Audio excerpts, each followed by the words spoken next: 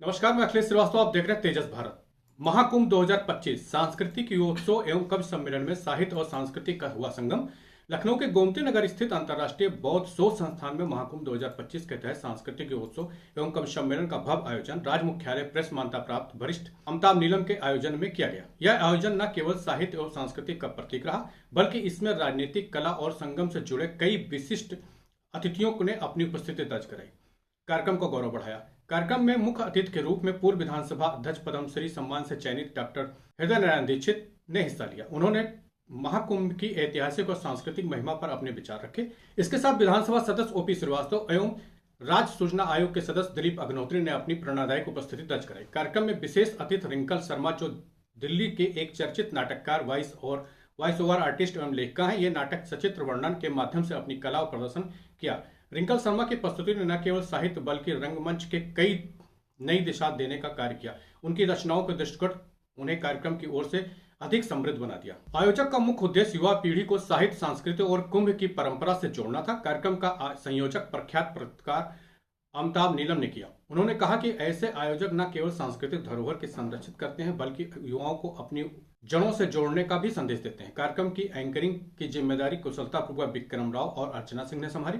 Anchoring में अर्चना सिंह ने अपने अंदाज में धारा प्रवाह, शेर शायरी, काव्य पाठ से महफिल को शुरू से लेकर अंत तक जीवंत बनाए रखा और श्रोताओं को पूरे समय के लिए मंच से जोड़े रखा। कार्यक्रम में कवियों ने अपनी रचनाओं को माध्यम से महाकुंभ की महिमा और उसकी सांस्कृतिक विरासत पर प्रकाश डाला।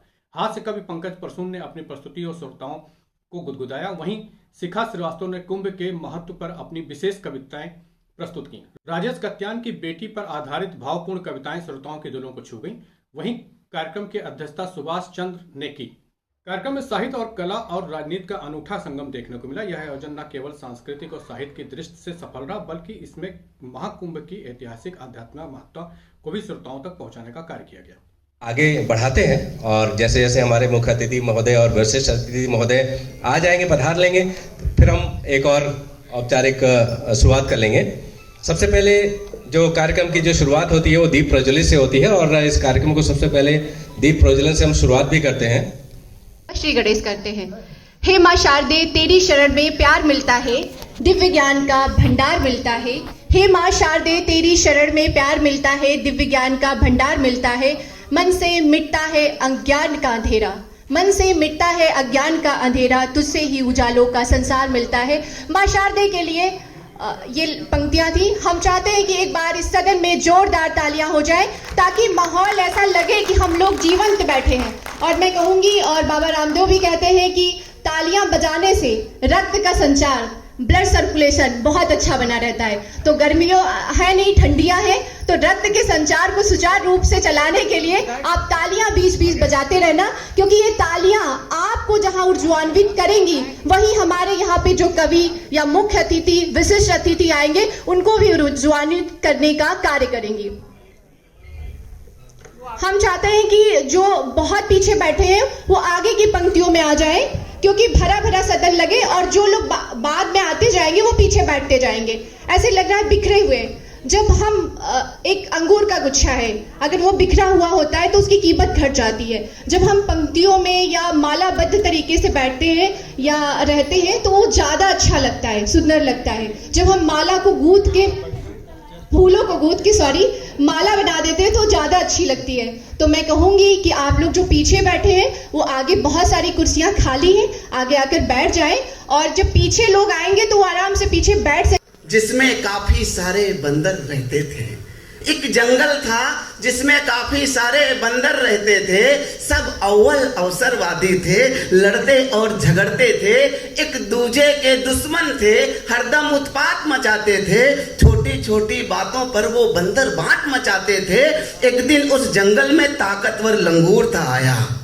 एक दिन उस जंगल में ताकतवर लंगूर था आया, सबको उठा उठा कर पटका, हर बंदर थर्राया, और जो कुछ भी लूटा था उसकी जमकर की भरपाई उसने हर बंदर के पीछे सीबीआई लगाई। इशारा समझिएगा, उसने हर बंदर के पीछे सीबीआई लगाई। एक दूजे के कट्टर दुश्मन एकदम से फिर नेक हो गए और लंगूर भगाने खातिर सारे बंदर एक हो गए, सारे बंदर एक। कविता की कोक से माँ गजल के शेर दे, और सुर छंद लय ताल रश्मियां करे कमाल, मंच पर आज ऐसी रोशनी बिखेर दे। क्या कहना, मंच पर आज ऐसी रोशनी बिखेर दे। तो सरस्वती वंदना मैंने कर दी है। मंच पे रोशनी ऑलरेडी पहले से बिखरी हुई, जहाँ हृदय नारायण दीक्षित जी जैसा ललाट बैठा हो तेज आभा वाला, वहाँ तो रोशनी ही रोशनी है। मैं कुंभ पे कुछ पढ़ना है, इतना बढ़िया वक्तव्य हुआ, इतना विद्वता भरा वक्तव्य, फिर एक हास्य कवि को बुला लिया गया है। मैं भी कम विद्वान नहीं हूँ आदरणीय दीक्षित जी, मुझे 5 भाषाएं आती हैं। मैं भाषाएं बताता हूँ, आनंद लीजिएगा। मुझे राजभाषा आती है, मुझे राष्ट्रभाषा आती है, मुझे मातृभाषा आती है, मुझे संपर्क भाषा आती है, और 5वीं मुझे हिंदी भाषा आती है।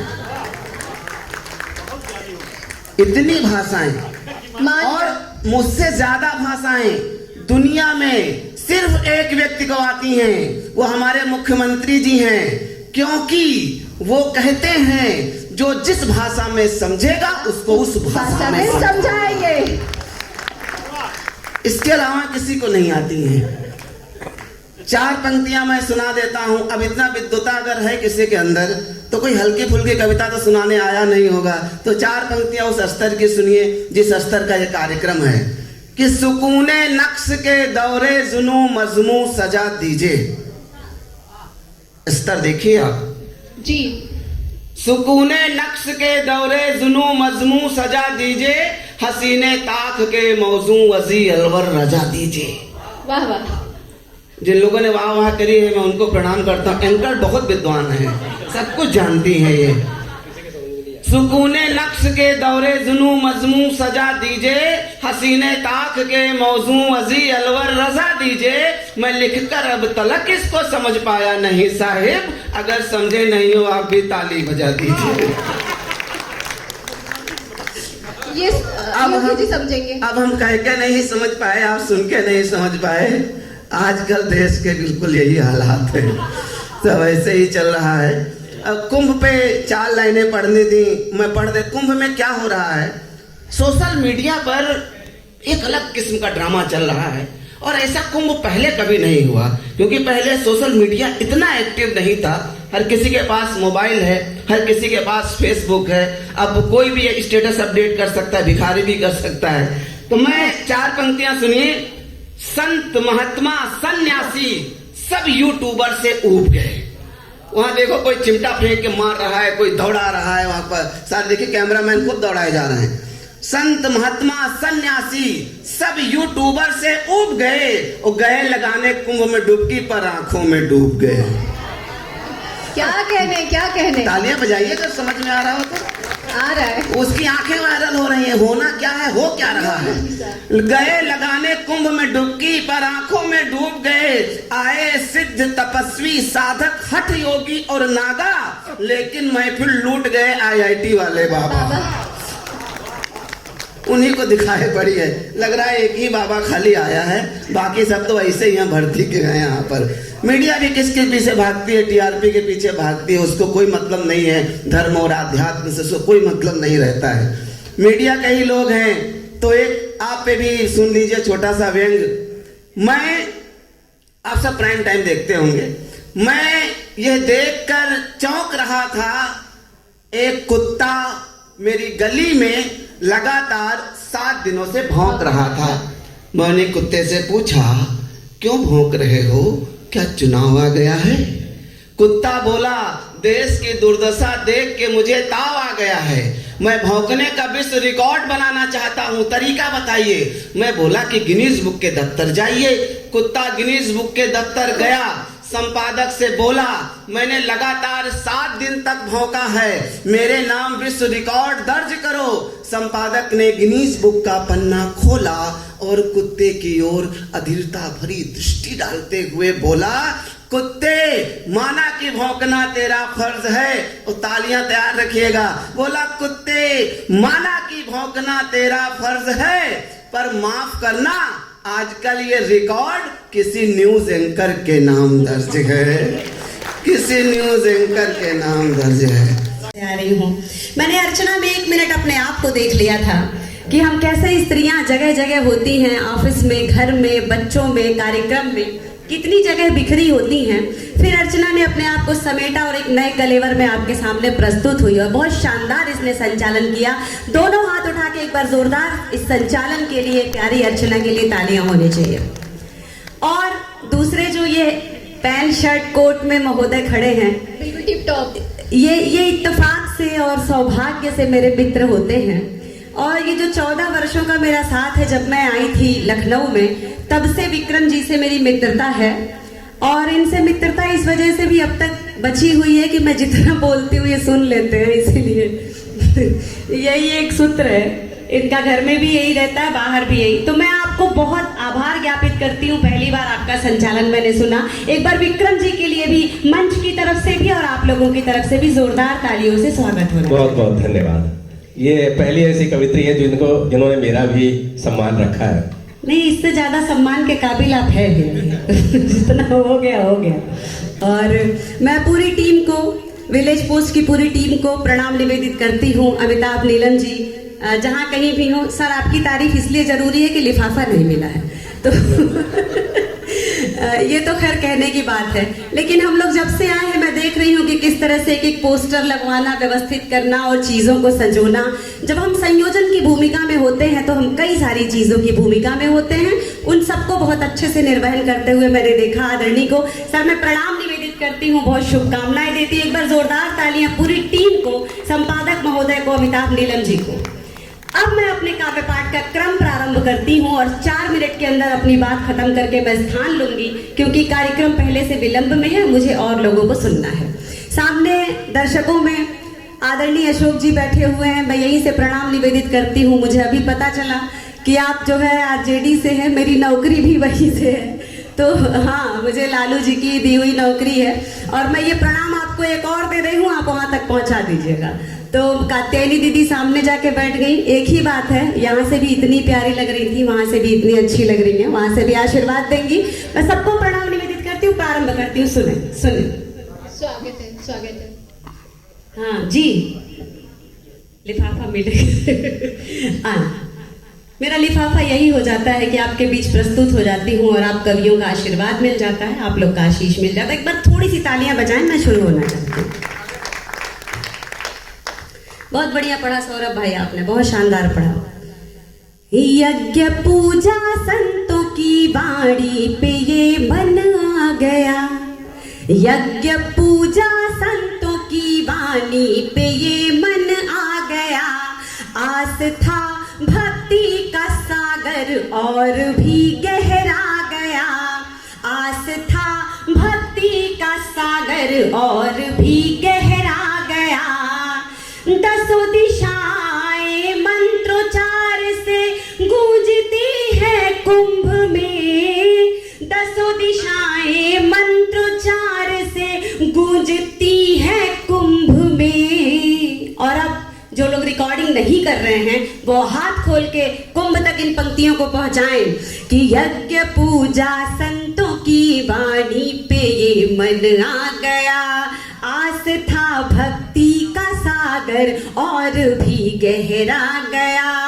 दसों दिशाएं मंत्रोच्चार से गूंजती हैं कुंभ में। स्वर्ग सा ये दृश्य पावन इस धरा पर छा गया, स्वर्ग सा ये दृश्य पावन इस धरा पर छा गया। बहुत आभार, बहुत धन्यवाद। आइए मैं एक छोटा सा गीत रख के अपनी जगह लूंगी। इसके बाद मुझे बहुत बड़े बड़े लोगों को सुनना है, जिनमें आदरणीय राजेश श्रीवास्तव जी भी हैं, जो दोहा सम्राट हैं और जो मेरे पितामह भी होते हैं, पिता होते हैं। अब मैं उन्हें भी सुनूंगी और आप भी सुनेंगे। निश्चित रूप से आप बिटिया तुलसी दूब है, जब वो दोहे पढ़ेंगे तो आपकी आंखें गीली हो जाएंगी। वो सुनना है मुझे, उस क्षण का आनंद लेना है। मैं जल्दी से गीत खत्म करती हूँ। एक बार 2-4 लोग तालियां बजा दीजिए। अच्छा, 2-4 ही लोग बचे भी हैं। ये जो श्रोता बचे हैं ये असली पांडव हैं। हम लोग कौरवों के बीच में भी कवि सम्मेलन करते हैं, जब हॉल एकदम भरा रहता है, दूर दूर लोग खड़े रहते हैं, तब भी हम लोग काव्य पाठ करते हैं। लेकिन ये अनुभूति नहीं होती है, ये अनुभूति यहीं पर हो रही है कि जैसे हम घर के कार्यक्रम में खड़े हैं, जिधर दृष्टि पड़ रही है सब लोग घर की तरह हैं। तो मैं ये गीत रखती हूँ आपके बीच में, सुने। धरा है पावन भारत माँ की, धरा है पावन भारत माँ की, अद्भुत इसकी शान है। धरा है पावन भारत माँ की, अद्भुत इसकी शान है। महाकुंभ का पर्व निराला, महाकुंभ का पर्व निराला, सृष्टि का वरदान है। महाकुंभ का पर्व निराला, सृष्टि का वरदान है। एक बार सारे लोग तालियां बजाइए। बस इतनी तालियों में मेरे बाल बच्चे पल जाएंगे। बहुत बहुत आभार। नहीं सही में बाल बच्चे, ये मेरे साथ हमेशा होता है।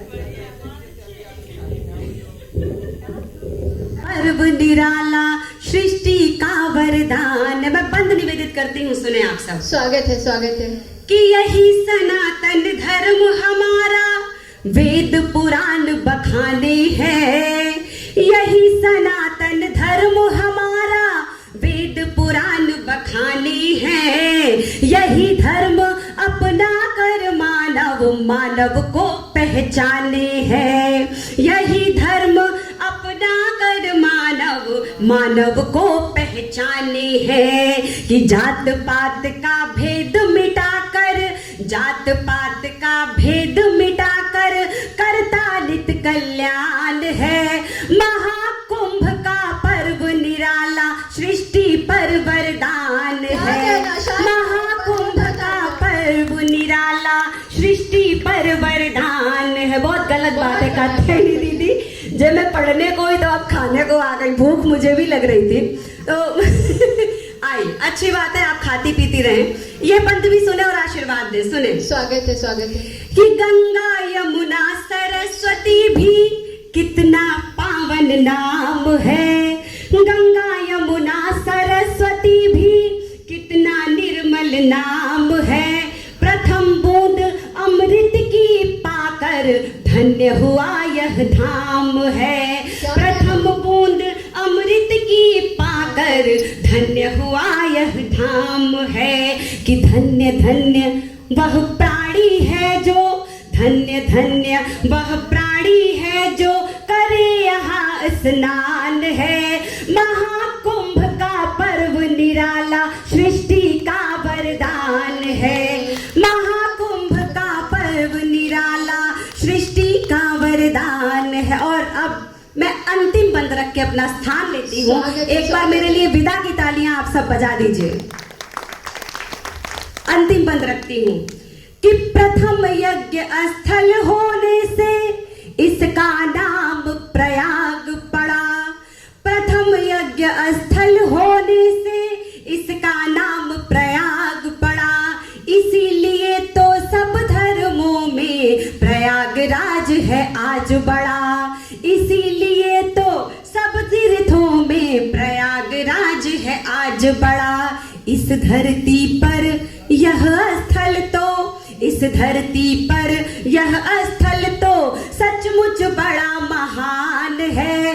महाकुंभ का पर्व निराला, सृष्टि का वरदान है। महाकुंभ का पर्व निराला, सृष्टि का वरदान। बहुत आभार, बहुत धन्यवाद। जितनी सुंदर वो स्वयं है, उतनी ही सुंदर उनकी रचना। और महाकुंभ के लिए इतना अच्छा वर्णन, इससे अच्छा वर्णन हो ही नहीं सकता है, मैं दावे के साथ कह सकती हूँ। ठीक है, मैं दो पंक्तियां इनको निवेदित करती हूँ। कि तुम हकीकत नहीं हो, हसरत हो, जो मिले ख्वाब में वही दौलत हो। किस लिए देखती हो आईना, तुम तो खुदा से भी ज्यादा खूबसूरत हो, तुम खुदा से भी ज्यादा खूबसूरत हो। और अब मुझे आदेशित किया है हमारी बड़ी बहन ने कि मैं राजेश कुमार श्रीवास्तव जी को यहाँ पर आमंत्रित करूं। और वो दोहे लिखते हैं और पहले ही एक लिफाफा खोलने से पहले ही आपको एक टेलर दिखा दिया गया है कि जब वो बिटिया तुलसी दूब है पे पढ़ेंगे तो आपकी आंखें भीग जाएंगी। ऐसे महान व्यक्तित्व के बारे में मैं क्या बोलूं। मैं उनको स्वयं आमंत्रित करती हूँ कि वो मंच पर आए और वो खुद अपना परिचय दे। मैं ऐसे महान व्यक्ति का परिचय क्या दूं अपनी वाणी के माध्यम से। शिखा सुनो, प्रयागराज से बड़ा तीर्थ दिखाता हूँ। स्वागत है। पानी भरे परात में क्या कहना? पानी भरे परात में पूजूं तेरा पाँव, पानी भरे परात में पूजूं तेरा पाँव, और सारे तीर्थ आ बसे बिटिया मेरे गांव। क्या कहना? तीर्थ आ बसे बिटिया मेरे गांव। और अभी हम कुंभ से होके आए हैं। कुंभ पे कुछ छंद दोहे पढ़ने हैं, तो समय कम है। 7 बजे कार्यक्रम समाप्त होना था, 7:50 ऑलरेडी हो गया है। नहीं, 6:50 हुए सर। 6:50 हो गए हैं। अध्यक्ष जी का 1 घंटा जोड़ो ना। एक और मैं दोहा पढ़ता हूँ। स्वागत है सर। नाम तेरा लिख कर रखा, वो सज्जन यही मौजूद हैं, उनके बारे में दोहा है। नाम तेरा लिख कर रखा, एक कागज पर मित्र। नाम तेरा लिख कर रखा, एक कागज पर मित्र, और मुझसे पूछे रह गुजर, कौन सा है ये इत्र। क्या कहना? वाह वाह, शानदार। कौन सा है ये इत्र? तो वो इत्र हमारे अशोक भाई हैं, दूर से बैठे। हम मंच पे बहुत बुलाने की कोशिश कर रहे थे, लेकिन ये आए नहीं। गंदी बात है, ये आगे बहुत बुलाया प्यार से मगर आए नहीं। आगे से ध्यान रखिएगा। एक कुंभ पे जो मैं देख के आया, तो मुझे लगा वहीं से फिर पढ़ना भी है, मुझे नहीं पता था कि बीच में आकर पढ़ना पड़ेगा। और बहुत बहुत धन्यवाद। और आप असली श्रोता हैं जो आखिरी तक कविता का रसपान कर रहे हैं। एक बार अपने लिए, स्वयं के लिए जोरदार तालियां बजा दीजिए। और जब राजेश सर ने पढ़ा, राजेश श्रीवास्तव सर ने पढ़ा बेटी के बारे में, तो और अब वरिष्ठ लोग बैठे हैं, तो मैं यहाँ पे क्या श्रृंगार क्या पढ़ूं और क्या ही पढ़ूं। एक बेटी की कविता जो मेरे दिल को बहुत छूती है, मैं उसी को यहाँ पर आप लोगों के समक्ष रखना चाहती हूँ। बहुत कम लोग हैं, लेकिन मैं चाहूंगी कि वो कविता उनके दिल तक पहुंचे और वो समाज को संदेश दे कि अजन्मी बेटियों को ना मारा जाए। और मैंने पहले भी कहा था कि कविता सिर्फ मनोरंजन का विषय नहीं होती, कविता वो होती है जो समाज में हो रही कुरीतियों पर कुठाराघात करे, उस पर अपनी लेखनी चलाए। तो एक अजन्मी सी बेटी अपनी माँ से क्या संवाद करती है। वैसे गर्भ में सबसे पहले अगर किसी का संवाद होता है, चाहे बेटा हो चाहे बेटी हो, माँ से ही संवाद हमारा स्टार्ट होता है, प्रारंभ होता है। तो एक अजन्मी बेटी अपनी माँ से क्या संवाद करती है, मैं आप लोगों के समक्ष रखती हूँ। मैं हूँ नन्ही कली तुम्हारी, मुझको खिल जाने दो। मैं हूँ नन्ही कली तुम्हारी, मुझको खिल जाने दो। मुझे कोख में मत मारो माँ, दुनिया में आने दो। जीवन में आकर खुशियों की मैं झनकार करूंगी।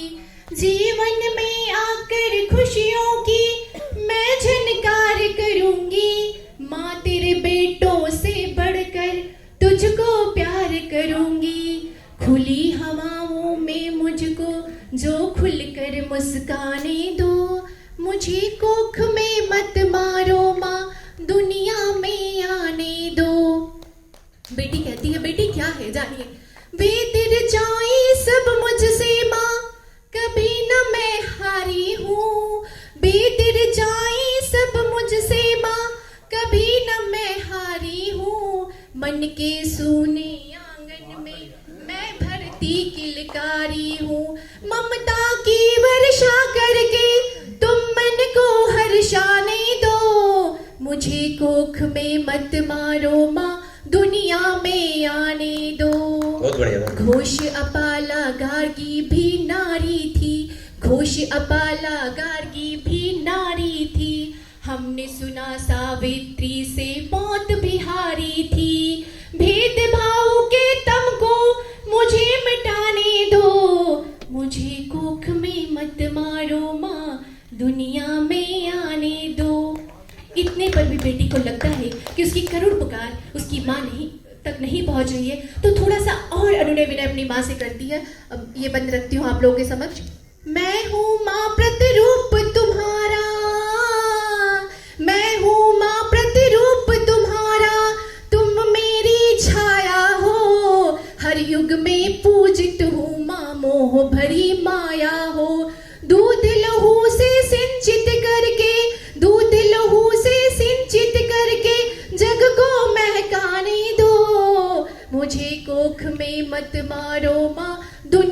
में आने दो।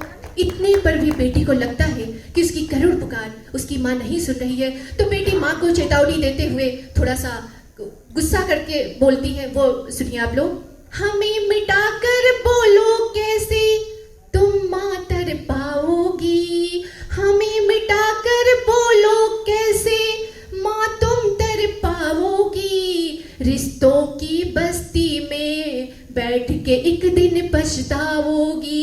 गर्व करो मुझ बेटी पर, अरे गर्व करो मुझ बेटी पर, तो परचम लहराने दो। मुझे कोख में मत मारो माँ, दुनिया में आने दो, दुनिया में आने दो। बहुत बहुत धन्यवाद। कभी फिर मुलाकात होगी। इनका आकार दे तो गांव बेमिसाल है। जिन लोगों ने गांव के परिदृश्य को, गांव को जिया होगा, उनको अपना गांव याद आ गया होगा इस कविता के माध्यम से।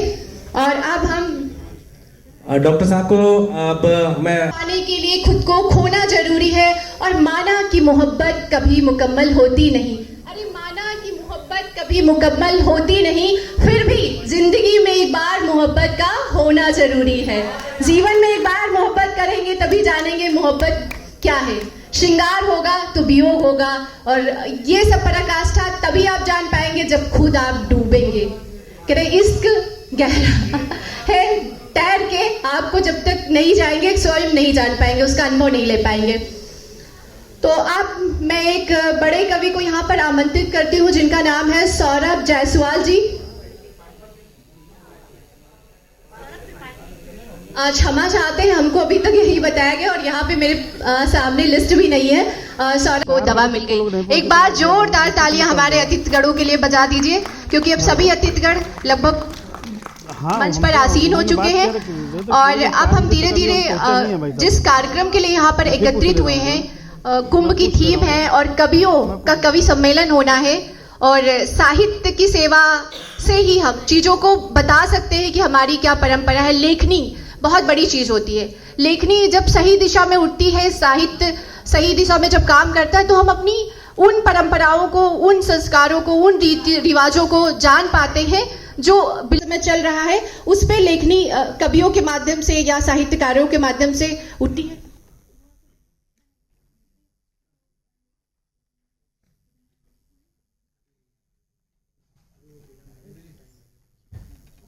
सम्मान हुआ है। भारतीय जनता पार्टी के वरिष्ठ प्रवक्ता हमारे अग्रज आदरणीय श्री हरीश जी, वरिष्ठ पत्रकार और परम मित्र भाई श्री सुरेश बहादुर सिंह जी, जो कि एक चर्चित नाम भी हैं और चर्चित व्यक्तित्व भी हैं, हमारे अनुजवत भ्राता दीपक रंजन जी, परम मित्र भाई श्रीधर अग्निहोत्री